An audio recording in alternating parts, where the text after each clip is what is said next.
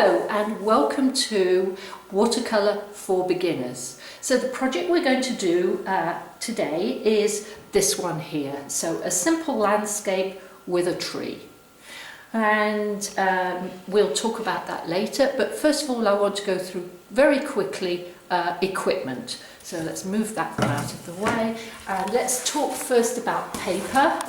And there are many different sorts of paper and they are all very different. And basically you just have to work with one, and if you like it then buy some more of that one. Oh, back up a little bit. With regards to materials, I would recommend that you don't buy too many at once. So buy things gradually when you need them. And the danger is if you buy too many things at once and then you decide you don't like that, what are you going to do with it? So many different sorts of paper from many different manufacturers, and you will eventually find your favorite one. So generally the papers go into three categories. There's hot press. It's really for experts. I would avoid hot press. There's also fine grain, which you see here, which is quite a nice paper, and there's a rough one here, which is a little bit rougher. You probably won't see the texture on the video. The important thing, really important thing to remember with paper is it has to be 300 grams square meter. So anything else, don't use that. The paper will buckle when it gets wet. Good. So I sometimes use rather large pieces of paper. This is quite a good size. This size is 23 by 31 centimeters. That's quite a good size to start off with. So put these out of the way. And then we're going to talk about brushes.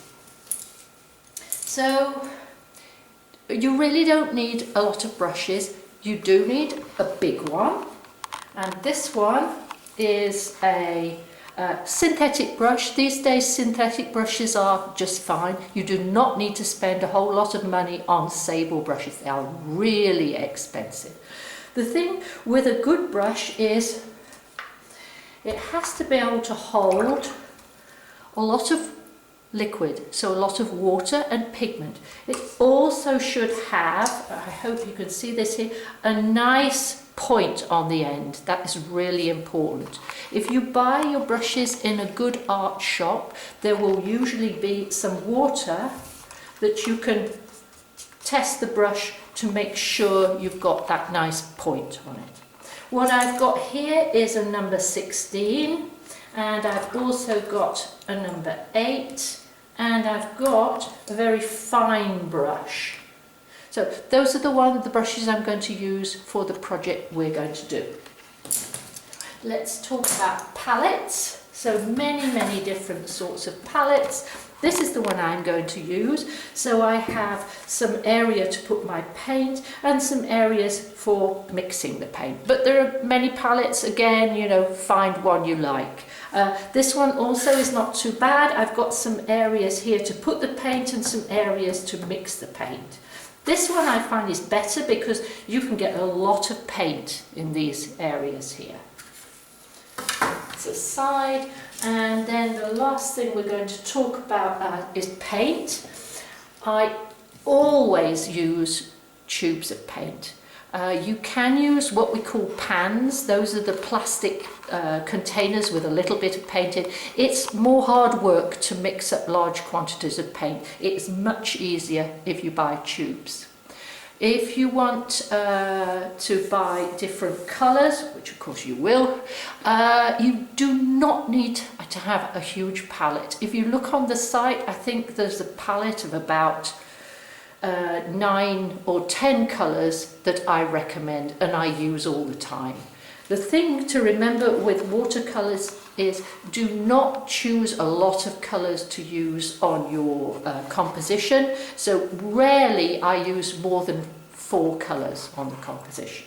So these again are different manufacturers. Different manufacturers will tend to sometimes have slightly different colours. So these ones are Mugello, a good brand, and if I take a lemon or a raw sienna from this brand and a raw sienna from this one, which is Van Gogh, they can be very slightly different colours.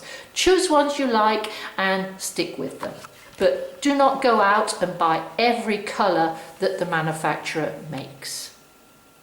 Good, so I'm going to pause the video now and then we're going to do some paint mixing.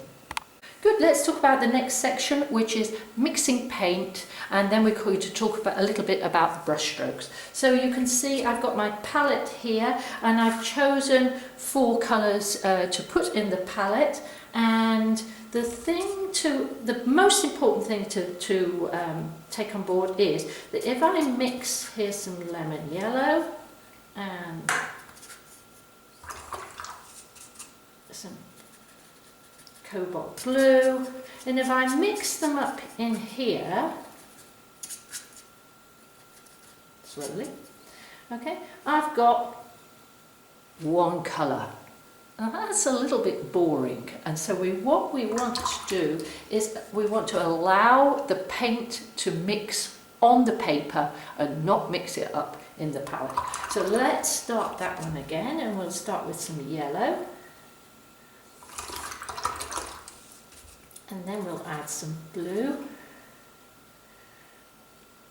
And can you see now I've got different colours moving around. So I've got far more colours here than I have in this section here. So just to repeat, mix the paint on your paper, not in the palette.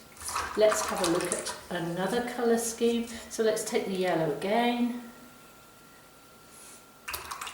And this time we'll take some red. This is actually madder, but if you want to use alizarin, that's fine. And we do the same thing again.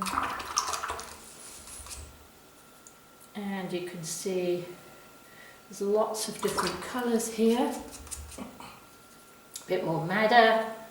And then we go into the blue. And then when we mix the blue and the red, you get a nice purple. So you can see there that there's lots and lots of colours in that technique instead of the one colour here, which will look really boring. Okay, so that's the end for the colour mixing. So what I'm going to show you now, actually let's leave that here. Is that still in the video? Okay, so what I'm going to show you now is some brush strokes. So I'm going to put some blue in here. I'm just mixing up one colour for now because I just want to show you a brush stroke. So always mix up a lot of paint. There is nothing worse than getting halfway through painting an area and running out of paint. Why? Because while you're mixing up the next batch of paint, the first lot is drying on the paper, and then you risk getting unpredictable results. Putting the blue in here. Okay. So the objective is to get as much paint as possible in your brush. So you mix up lots of paint and put your brush in. So that brush now is full of paint. So I can actually go all the way across there in one stroke. Now notice how I'm using the brush. I'm using the brush so that it's almost flat with the paper. Okay, so those are the strokes you want. You do not want to do this. So basic rule, the fewer strokes you can have, the better it will be. You can also, this is another, you will need some kitchen paper. The kitchen paper is not to dab on your painting. The kitchen paper is to take the excess water out of your brush. And if you've got too much water on your brush, take it out of this area of the brush, not the end. You may have some paint on the end. Take it out of here. This is where the most of the water will be. And then if we go back, then we can do lots of different brush strokes. So you can use the point of your brush to go like this. You can use the point and then go down to go like this. So just have a play around, see how many different brush strokes. The more brush strokes you can do on your painting, the more interesting your painting will be.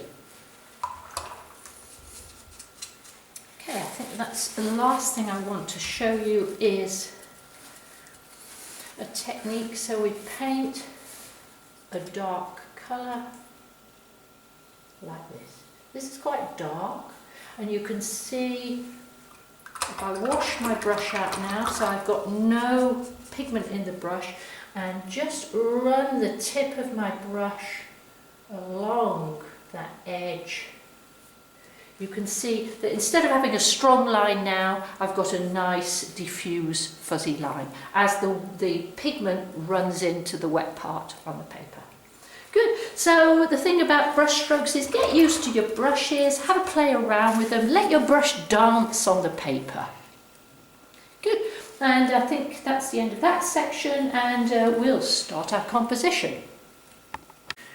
Good, so we're now at the stage where we've looked at materials, we've looked at paint, we've looked at how to mix paint, we've looked at putting paint on the paper, and we're now going to plan out our composition. Now, for beginners, I recommend you don't go too large too quickly. So this is quite a good size. And oh, just before we go, let's have a look at the papers. So you'll see that I have actually soaked my paper and stapled it to this board. This is because as it dries, the paper shrinks slightly. In fact, I don't know if you can see on the video, this little corner here is coming up because when I've wet it, the paper is shrunk. You don't have to do that. If you don't want to staple it onto a board, what you can just do is tape round the area, and this is just normal masking tape, and make sure you tape the whole painting, not just the corners, all four sides with the masking tape. So you don't want the paper to get too wet and buckle up, because if the paper starts to buckle, what will happen then is your pigment will go in, if you like, into the valleys that you've got on your paper. So you'll end up with areas which have got a lot more pigment in and areas where there's no pigment at all. That's not actually what you want. So size-wise, this is quite a good size, and I'm going to draw a frame. And I would say at this is about, I think, 17 by 23, 18 by 24. The reason I'm suggesting you do this size is because it fits very nicely into a standard 30 by 24 centimetre frame. And you can pick up these frames at very nice frames at very nice prices, standard off from your hardware store. Whereas if you have to go into a specialised framer, if you do an unusual size, you'll find you're paying probably 10 times the price for your frame. So let's start off reasonably priced. So I've drawn out the composition, the frame around the composition here, and I'm going to very, very roughly draw in the composition. So what you can do is you take a line about 1/3 of the way up from the bottom, and you draw a line. Now, do not draw a straight line. So this is going to be wobbly, something like that. So resist the temptation to just go straight across the top like this. Then we're going to have possibly some background hills in here, and then we have to decide where we're going to put our tree. Well, if I go back to my example, you can see I put the tree off onto the right hand side. You can put it on the left hand side, but don't put it in the middle. Okay, you can see also on this composition, there's a little line here going up to the tree, which is leading your eye to the tree. Make sure it doesn't come off at the corner. So we're going to draw in that section. So let's have we're going to put our tree around about here, there, and then we're going to have our path, if you like, coming off here, and that's just like a sort of wobbly triangle shape. Okay. Basic composite. Now I'm going to teach you, I'm going to draw the tree for you, but I'm not going to draw it on here because you want to make sure that your lines are quite visible but not too dark. I'm using actually this is a 6B pencil. Do not use an H. If you've got H pencils, put them out of the way. You don't want to use H pencils, they're very hard. What they will do is they will make a groove in your painting. As soon as you have a groove in your painting, all the paint will run into that groove. So light, because once we've drawn here and we've painted on top, it's really difficult to rub out the pencil marks. So make sure that you're going to, you have fairly light pencil marks. So in order to show you how to draw this tree, I'm actually going to move to some sketch paper and I'm going to do harder lines so you can actually see what I'm drawing. So our tree, you start with drawing 3 circles. Then you draw your trunk. Draw a trunk that's quite narrow, because if you have a narrow trunk, you can always make it wider. If you draw a wide trunk, it's quite difficult to remove the paint. Then come from this area and draw lines that touch the circles. Now think of Y shapes. So rather than doing something like that, draw it so that it's like that. So this is better than that.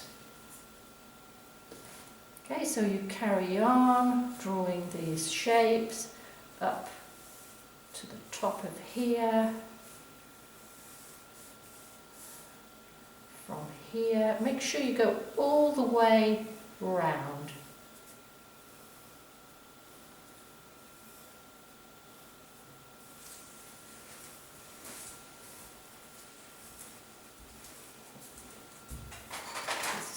Nice area in the middle, but so this is fine. Okay, so then what you do is you take an eraser and you erase the circles.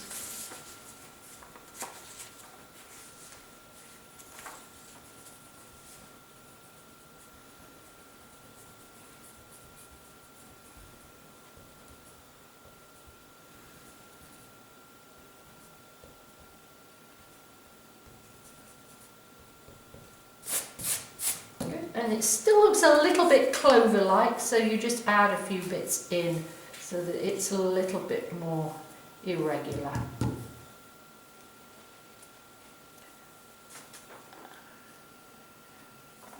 And I haven't quite moved here. Okay, so there's your basic tree. So as we move in, just try and think about where you want some bird holes to be, and so what you can do then is scribble on top and leave the bird holes. We're going to be doing this with paint. Make sure you go right to the edge.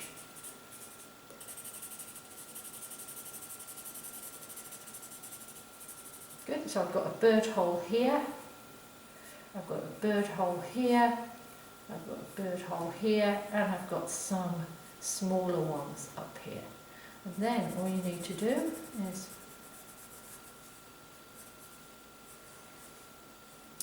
find some of your, don't forget you're going to have leaves growing over here, so it's nice. Okay, so that's your drawing. I hope you can all see that, because what we're going to do now is translate this onto our watercolour paper. So exactly as we've got here, but of course don't do the colouring in bit. We're going to be doing that with paint. So just make sure you've got your outline of your tree and you've drawn in your bird holes. And just to repeat, do not draw so it's dark as this. You can see I'm having trouble erasing some of this, so it's got to be light enough on your sketch so you can see it, but not dark enough so that the will never leave when you've painted over it. Good. So we'll get on to the next section in a moment. Welcome back.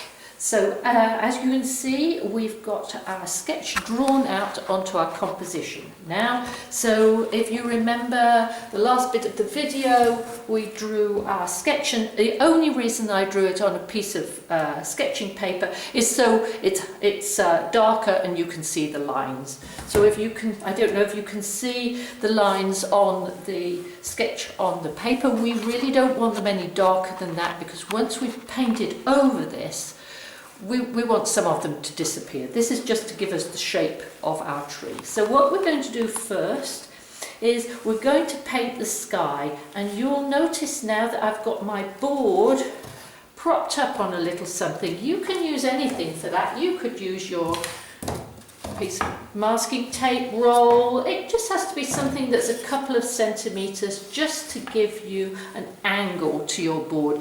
That's because we want the paint to run down in one direction. If we have our board flat like this, the paint will tend to run all over the place, and this is not what we want. We want it, in this case, to run down. We're going to start at the top of the composition. And first of all, I'm going to mix up some blue. So this is cobalt blue, and what I'm doing now, you'll notice, is putting just water into the palette. Then I'm going to dip into the blue and mix up our blue and test it on the side. That's not quite dark enough. We need a bit more pigment in there. It's always a good idea to have your paper a little bit bigger than your composition, which gives you lots of area so you can mix your colours up. Not getting much darker. Okay, that's probably good. So what I'm going to do now is I'm going to paint the whole of this area here with clean water. So here is some clean water. There's a little bit of blue in the first one. So just paint it. This is really easy. All we need to do is paint over the frame and paint down to your horizon line here. You don't have to put too much on, but it should be wet all over. Now, how do you know if it's wet all over? You hold it up against the light, and if there's a dry bit, like I've got a dry bit here, you probably can't see it, and I've got a dry bit here. So other than that, it's now shiny all over there. I'm going to start at the top. By the way, if you've got brush and this happens, this is not good. You need to mix that bit in. Make sure your paint is well mixed, and I've only got one colour here. Now, off we go. Load up your brush with as much of the paint as you can and stroke it on. So when you've got down to about a third of the way down, then we're going to make it a little bit lighter, because by the time we get to the horizon line, we want there to be almost no blue there.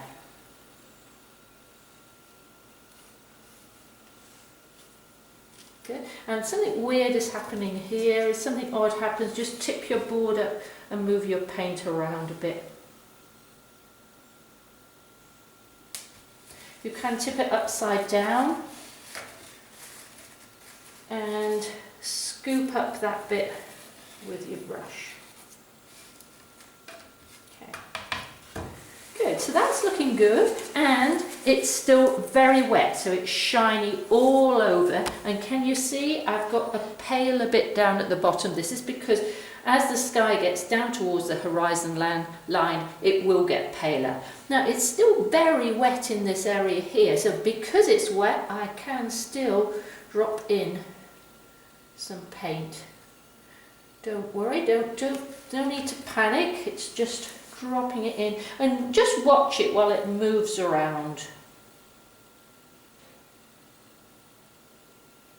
Okay, so if you're happy with that, what you can do is just pause for a moment and we'll dry that off with a hairdryer. Good, so I've dried it off with the hairdryer now, and you'll probably notice it's gone a lot lighter. So watercolour will always dry much lighter than you expect it to. And okay, there's some rather strange effects on the sky here. If you've got a sky and you don't like it, you have to dry it off before you put another layer on. Do not try and add another layer while it's still wet, because it will dry unevenly. So some bits will be dry and some bits will be wet, and that's when you get unpredictable results. So I'm going to leave that for the time being. It's a sky, you know, you get funny effects sometimes in the sky. What I'm going to do now is going to keep my blue, and I'm going to add a little bit of green to it, and I'm just going to paint these background hills, and because they're in the distance they'll be quite pale. Then I'm going to add a little bit more blue and add some more pale hills here. So this is what we call aerial perspective, and this is if you notice that things in the distance are always paler. So if you look at the landscape out of your window and you look at objects or hills or mountains, they're a long way away. They will always look paler than things that are close up to you. So generally in watercolour we need to make sure that the pale things are at the back, and as we come towards the foreground of the painting we've got some dark elements. This will give us a depth. Otherwise, if you paint the light things at the back and light things at the front, your painting will look very flat. So I'm quite happy with that, and then we're going to start off and put some colours down in the front. So I'm going to put some more greens in the front here. Don't worry if you've got some little white bits coming through. I'm going to add some of this colour.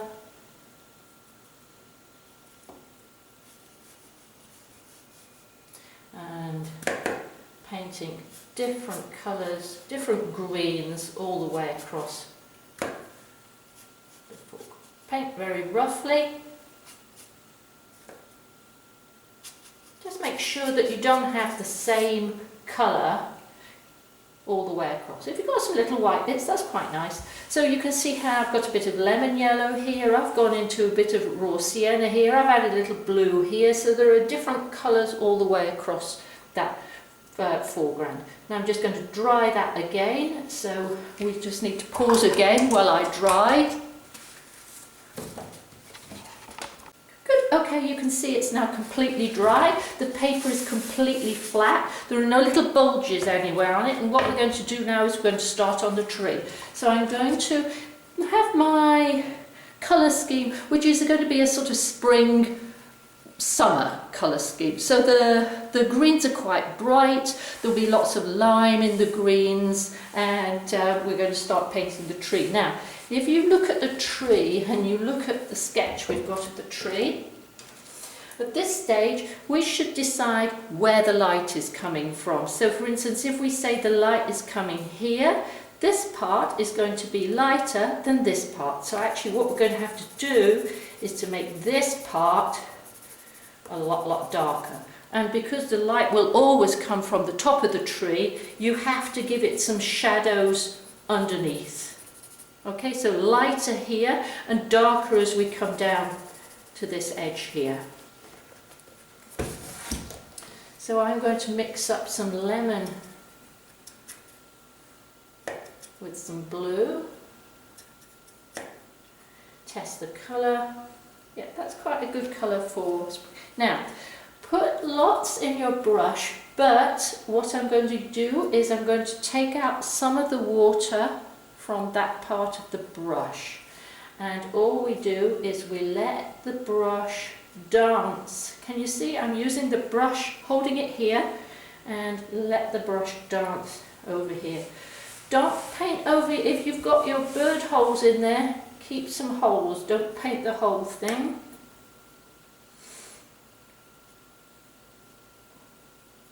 Now as we come down here we can add a bit more blue into the colour scheme. And if you've got some little bits that you miss, that's good, leave those.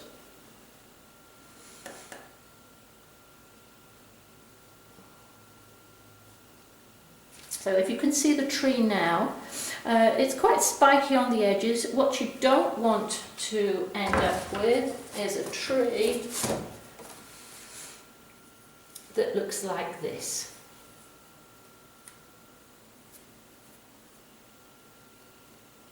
So anything that doesn't look like that is good. Add some more. It's still wet, so I can add some more pigment in here. Don't cover over those nice white parts that you've got. And then with the same colour, we can just add the trunk. As we said before, make sure your trunk is quite narrow. We can always widen it up, but if you end up with a very thick trunk, it's going to be difficult to make it thinner.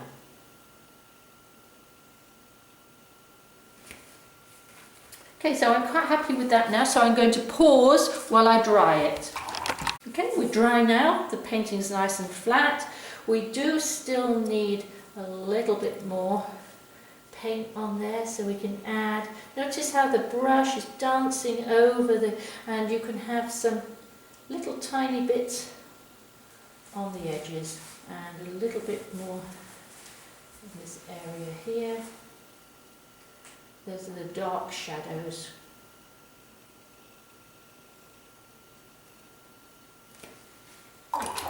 So what are we missing here now? We'll work on a bit of the foreground while the tree is drying, and as the cameraman has just noticed that we've lost the path, but we haven't lost the path, because what we're now going to do is paint this so the path will show up. Also important is to plant your tree. The tree will always have a shadow underneath it, even if it's a dull day. So there's our path coming out again.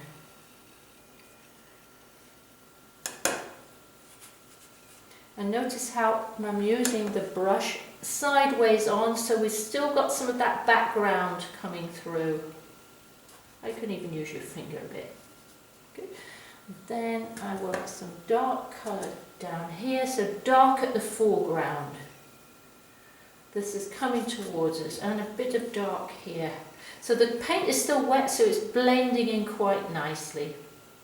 If you've got an effect that you don't want, wash your brush and remove it with the brush. Avoid dabbing it with your kitchen paper, it will leave an imprint. So again, I'm going to add a few little bushes in the background here. Change the colour. It's blending in, that's okay, that's good. And you can even add a few smaller trees. Okay. Be very careful about taking your dark lines off the edge of the paper. It's better if you can stop them so that they don't go off the edge. Okay. Right, so we've got one thing left to do, and that is to put the branches, can soften up that line a bit, put the branches on the tree. So before I do that, I'm just going to pause the video and dry off again. Good, so we've dried off again. We've almost finished the painting. I'm just going to put on the final details. And what we're going to do is we're going to put some of these branches into the tree. So at this stage, and only at this stage, do you switch to your very small brush. And you want a colour that is quite a dark colour.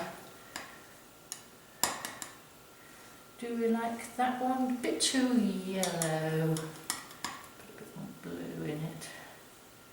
Okay, that's a good colour. So, more pigment, less water. And what we're going to do is, hopefully you can still see some of these branches coming up, and draw them over where you've got the bird holes. Now your branches, don't draw up the whole thing because your leaves are going to cover these branches, so make sure that you draw a bit and then you stop, and then you take your brush off and draw a bit more. Let's now change the colour. We'll make this a little bit greener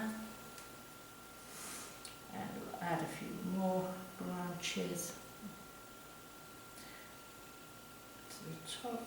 Okay, so you notice there's not a branch that goes all the way through. Try and make it as thin as you can, and when you get to the edges of the tree, put in some little tiny.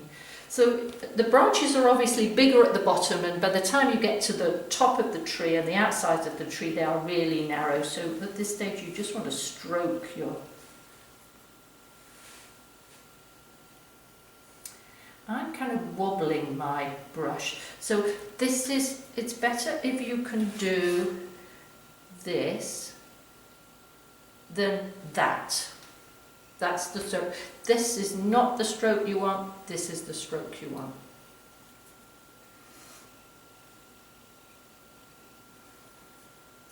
Again, change the colour.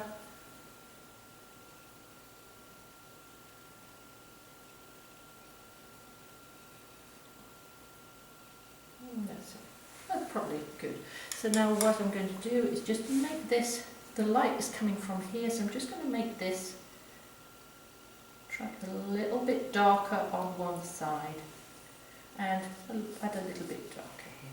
And then we've finished the painting. I mean, you can sit and look at it, and then maybe you say, okay, maybe we want a little fence along here.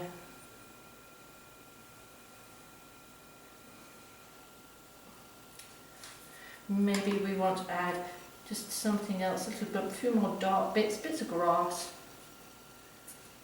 And smudge it with your finger. Good. So here's the foremost finished painting. One of the challenges with painting is often we sit down and we paint very close to it. So it's very important at this stage to stand up and look at your painting from a distance, or prop it up somewhere in the kitchen or somewhere where you look at things often for a couple of days, just to see if it needs anything else or if it doesn't.